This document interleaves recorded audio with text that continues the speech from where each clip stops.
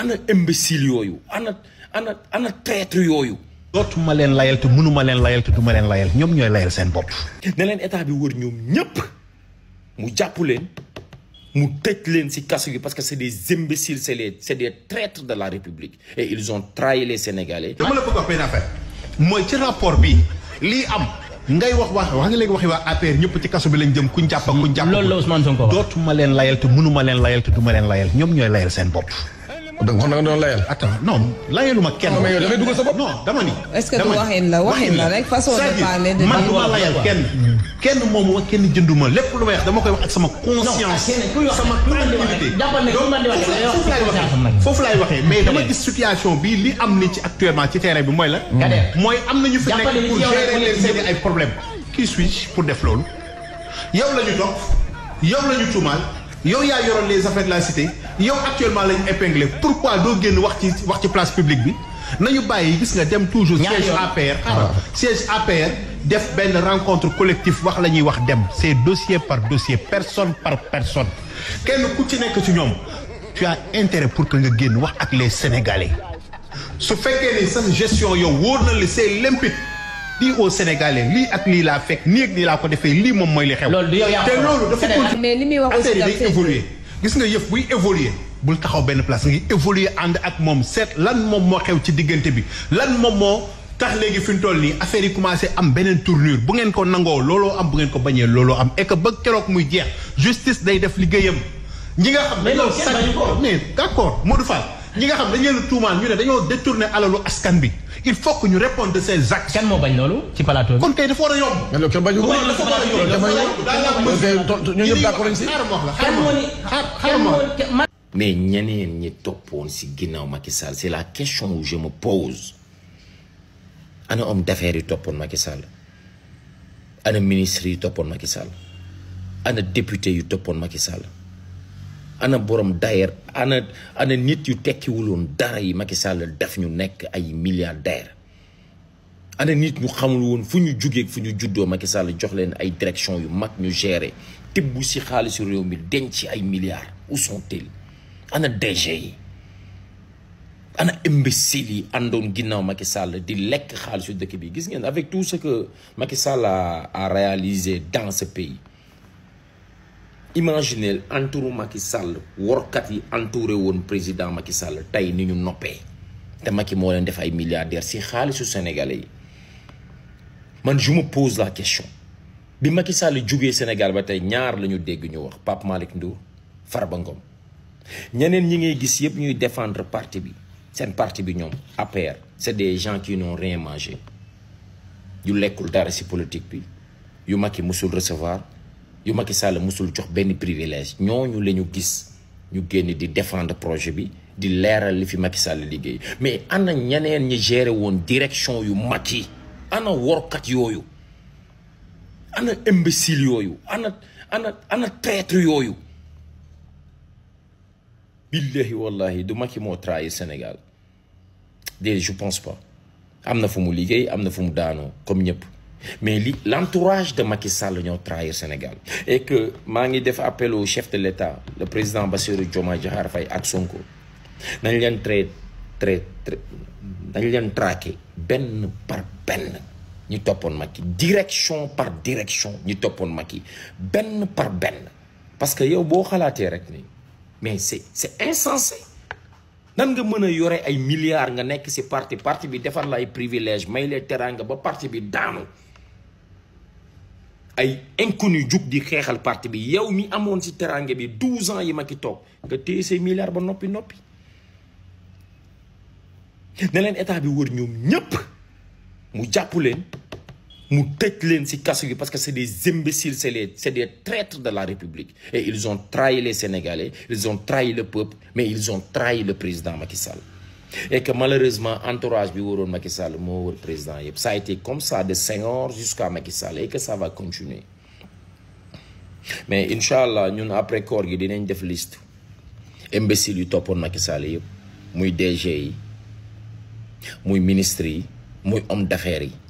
muy salaud yi yàgg sàcc xaalisu Sénégal dinañ ci def yaatal bu yaatu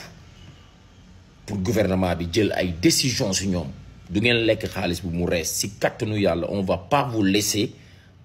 xaalis bi diig noonu parce que yéen ñëpp vous êtes des salauds des imbéciles yéen ñëpp da ngeen noppi mel na dara xewul Pape Malick Ndour rek la Sénégalais yi dégg ak Farba Ngom mais Sonko du leen may jàmm lii nag c'est un discours en tant qu'un Sénégalais man je ne suis pas pacifien je ne suis pas patriote pour Sonko je suis là pour les Sénégalais je suis pas pour Sonko je suis pas pour Pastef je suis là pour les Sénégalais et que Sonko va vous traquer parce que vous avez volé l'argent du contribuable vous êtes des connards vous êtes des imbéciles et vous êtes des traîtres. salaam gars yi maa ngi leen di ziar bu baax a baax yéen a ngi am jàmm ak koor gi yeneen si kawam gars yi boo leen seetaanee vidéo bare abonné leen ngeen like di partager vidéo bi tey Kader Dia Sen TV lañ leen di loon instant bii nii nekkatul Kader Dia kër dof yi quoi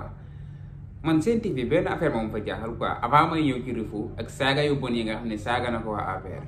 Kader Dia lay wax ba pare quoi seen débat bi daal fan yii nii dafay neex quoi ndax ñii dañuy waxee fe ñee waxee fii nii xam ngeen bu njëkk ñoom ñëpp dañ doon dal ci kaw Ousmane Sonko ñoom ñëpp dañ doon xàccandoo di dóorandoo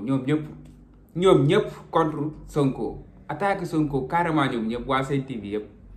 mais léegi damay gis ñuy jëm nii may laaj nag loolu lan la quoi lan moo waral loolu noonu lan moo waral loolu quoi du ma wax ñoom ñëpp sax mais Fatou Abdou Ndiaye kese laa gisoon muy wax dëgg foofu quoi di wax dëgg quoi ci gàttal ñeneen ñi dañ doon fen waa fan yi nag dama gis ñu ci bëri ñii dañuy jëm nii may laaj quoi lan moo xew ci diggante bi wala ñoom dañoo commencé xam ne dëgg bi fi mu féete ñoom dañ ko commencé xam quoi léegi ndax Kader su ma ko déglu Kader bi nga xam ne bi muy expliquer ci affaire géej gi ak policiers yi non di fen rek nag mais léegi Kader day wax dëgg carrément quoi man loolu moom ma gën a neex ci Kader fan yii nii Kader daf ma neex ndax dafay wax dëgg quoi jàkkaarloog ñoom Bamba naa fekk Bamba moom kooku moom dégg naa ko sax barki dem mu wax benn affaire waaw mu wax benn affaire ci Sonko ak rapport yi affaire yooyu nee na lépp loo xam ne Ousmane Sonko wax na ko dëgg la ndax lépp lu mu wax gis na ko Kader Dia nee na ñi sàcc alalu askan wi nañ ko delloo rapport bi moo leen jàpp nañ delloo xaalisu askan bi kon waa Sen TV instant bii nii bu ñu leen tuddatee kër dof yi ndax ay quelques dof rek a fa nekk instant bii nii man nag borom kër gi laa gisatul quoi xaw ma fan la nekk ak ci lan la nekk muy Bougane Gueye Dany ku ko gis rek wala ku ko dégg wax ma quoi ndax gisatuma ko fenn mais Rifou daa am lu mu wax dafa am lu mu wax quoi nee na Farba Ngom fekkee moo sàcc nañ ko tëj ci kaso bi wala mu delloo mais Rifou dafa ñëw ci ñi àndoon ak Macky Sall ministre yeeg DG yi même saaga sax def na leen ko nee naa ñoom ay imbécile lañ quoi nee na ñoom ay doomaraam lañ lan moo tax kenn déggatul ñoom ñu wax quoi mais Rifou yow boo sàcceen benn affaire nii nit ñi dem ba xam ne yow sàcc nga yow nga xam ne nit ñi xam nañ ne yow sàcc nga yow buñ la waxee yow waxal lan ngay wax loo war a wax Rifou yow ñëpp xam nañ ne yow sàcc nga yow xam nga ne gars yi xam nañ ne yow sàcc nga après yow noo war a def après buñ la waxee waxal lan ngay wax mais Rifou ñoom xam nga li tax ñoom waxuñu yow sàcc nga ñu jàppale loxo ci poos yow gis na yow sàcc nga mais jóguguñ si yow mais xam nga ni yàgg-yàgg ci yow la ñuy jëm mais bu ko yombale sa bopp looy génn di wax wala booy wax lan nga war a wax waa APR yi kan moo ci war a wax instant bii nii kan moo si war a wax Amadou Ba mooy yaakaar naa mooy chef opposition instant bii nii mu ngi ni teg na xam na lim def ñoom ñëpp a yem xam nañ liñ def buñ leen waxee wax leen ñoom lu ñu wax mais Rifou yow tamit dafa bàyyi dof-doflu bi yow xam nga ne ñoom sàcc nañ yow Rifou wax nga ko yàgg nga attaque Sonko nag mais bii xam nga ne ñoom ñi toppoon ci kaw Macky Sall ay sàcc lañ quoi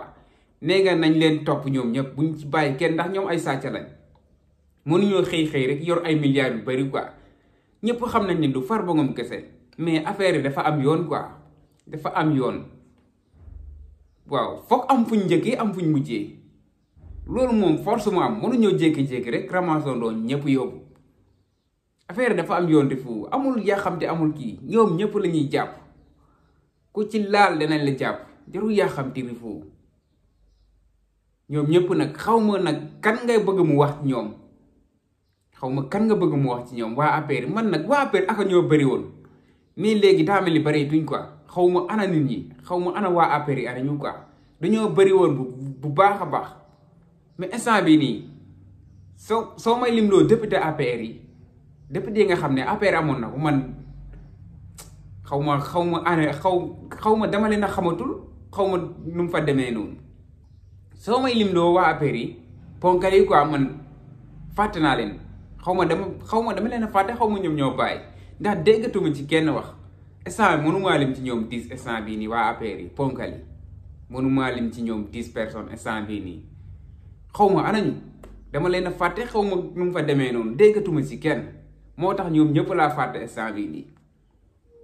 anañu quoi mais Rifu wax na dëgg tamit ay ñoom Antoine Diome dem buñ dénk la xaw ma ministère de l'intérieur xaw ma instant mu ngi ne teg biñ daanoo ba léegi moom waxul ndax xam na ne moom xam na li mu def xam na ne mooy ci biir bakkan yi fi de yépp moom loxo mooy ci biir saa ñu dindee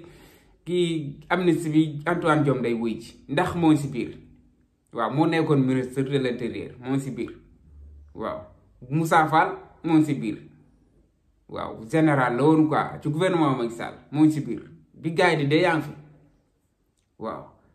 am na ay ministres yu bëri ñëw ci biir quoi tu kenn teegul ñu wax bi daanoo ba léegi moom lañ takk jóg Mame Mbaye Niang daw na bu yàgg kenn gisatu ko APR yi xaaj bi yëpp daw nañ ay quelques personnes ñoo fi nekk di wax rek di sonal nit ñi ñoo xam ne duñ ci dara waaw ay défenseur kese lañ woon mooy loolu mais Rifu baayu gars yi nga war a wax sa baay yow ki la iri woon pale neexal la nga génn di ko défendre kooku nga war a waxal kooku mooy chef de bande bi kooku mooy chef de gang bi amul nguuru Macky Sall amul dara lépp Macky Sall la quoi sa baay Macky moom nga war a wax ñu woo ko indi ko ci réew mi mu layoo te dafay ñëw de incha allah dafay ñëw gars yi bëgg naa leen bu baax a baax ba ci beneen vidéo gars yi jaajëf